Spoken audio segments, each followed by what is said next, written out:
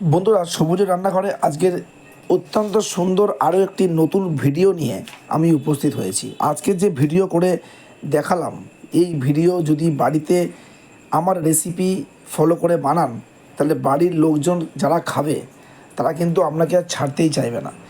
এত সুন্দর কোয়ালিটি, এত অনন্য স্বাদের একটা রেসিপি, এটা সম্পূর্ণ আমার নিজের তৈরি।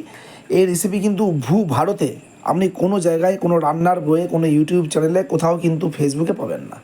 তো আজকে সরাসরি ভিডিওতে চলে আসছি, দেখুন, এবং সম্পূর্ণ ভিডিও স্কিপ না করেই 5টা ডিম দিয়ে আজকে যে আইটেম তৈরি করে দেখালাম, এই 5টা ডিম দিয়ে যে এই আইটেম তৈরি করা যায় ভাবতেই পারবে না।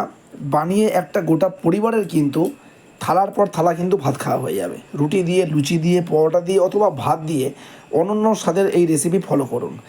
তো 5টা ডিম নিয়েছিলাম, সিদ্ধ করে নিয়েছি। নিয়ে ডিমটা কুসুম আর সাদা অংশটা কিন্তু আলাদা করে নিয়েছি। দেখবেন দুটো বাটিতেই দুটো আলাদা করে নেওয়া হয়েছে। এবারে যে সাদা অংশটা ছিল সেটাকে খুব ভালো করে চামচ দিয়ে, তারপরে একটু হাতের সাহায্যে, ওটা দেখাইনি ভিডিওতে, চামচ দিয়ে একটু কেটে কেটে দেওয়ার পরে ওটা হাত দিয়ে আমি একটু খুব ভালো করে ওটা হাতে করেই ঝুড়ো ঝুড়ো করে গুঁড়িয়ে নিয়েছি। তারপরে এই সাদা অংশটা মধ্যে দিয়ে দিয়েছি চিলি ফ্লেক্স, দিয়ে দিয়েছি একটু নুন, দিয়ে দিয়েছি 2 চামচ বেসন, 2 চামচ চালের গুঁড়ো আর 2 চামচ কর্নফ্লাওয়ার। সমগ্র উপকরণটা খুব ভালো করে সামান্য জল দিয়ে ভালো করে মেখে নিয়েছি। ভালো করে মেখে নিয়ে একটু টাইট টাইট করেই মাখতে হবে।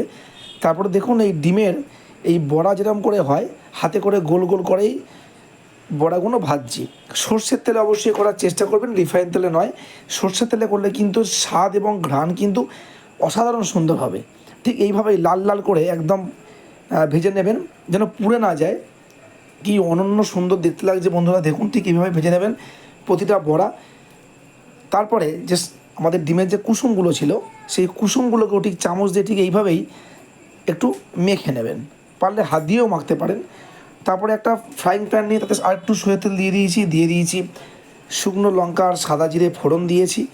দিয়ে দেওয়ার পরে কুচিয়ে রাখা পেঁয়াজ, সেটা আমরা দিয়ে দেবো। একটু ব্রাউন করে ভেজে নেবো, কিন্তু খুব বেশি লাল করে না, একটু ব্রাউনি করে ভেজে নেব।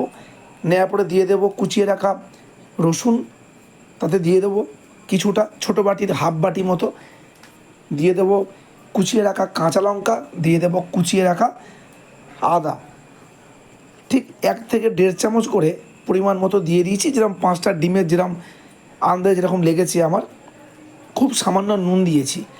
কারণ আগে তো আমরা ডিমে নুন দিয়েছিলাম, ডিমের যখন বড়াটা করছিলাম তখন নুন দিয়েছিলাম, সেই জন্য নুনটা কিন্তু দেখে দেবেন। দিয়ে দিয়েছি সামান্য পরিমাণ কাশ্মীরি লঙ্কা। দেখুন, ঠিক এইভাবেই একদম খুব ভালো করে ফ্রাই করতে হবে, যেন মশলাটা খুব ভালো করে ফ্রাই হয়, কাঁচা যেন না থাকে। তারপরে দিয়ে দিয়েছি টমেটো কুচি দিয়ে একটু আরও ভালো করে 2-3 মিনিট খুব ভালো করে নাড়বো, মশলাটা কুক হওয়া পর্যন্ত।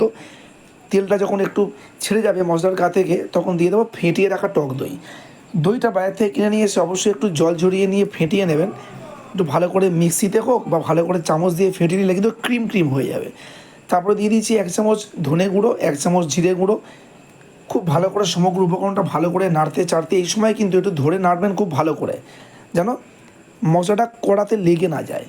খুব ভালো করে নাড়তে চাড়তে বন্ধুরা দিয়ে দিয়েছি আমাদের ডিমের কুসুমটা, যেটা আমাদের গুঁড়ো করা ছিল। সেই ডিমের পুরো কুসুমটা কিন্তু দিয়ে দিয়েছি।